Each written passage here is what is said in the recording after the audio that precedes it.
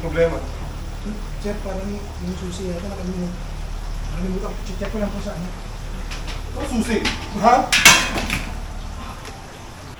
Hello po, I'm Kim Suntane. I play the role of Brian po dito sa Wish Ko Lang na episode na to.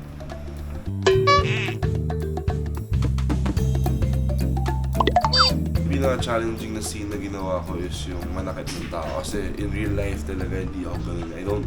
I don't assort to physical violence. So parang sa akin man do it, parang hirap lang sa feeling ko. Kasi parang ang layo niya sa totoong buhay ko. But again, this is part of work, so I have to do it.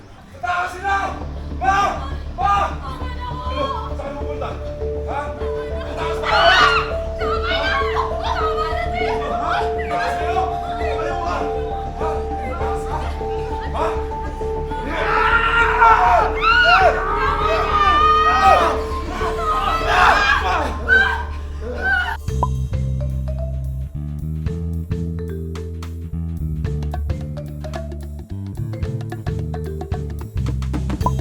Ako siguro feeling ko ano lang din, siguro gano'n lang, mga suntok, mga gano'n, hanggang doon lang. Siguro other than that, ang hirap na. Hindi ko rin ma-imagine sarili ko din sa position na ginaganon or yung mga paso ng plancha, yung mga gano'n. Feeling ko, hindi ko siya kakayanin. Hello mga kapuso, I'm Kim Suntane. Please panoorin po natin ng Wish Ko Lang this week, 4 PM po on GMA.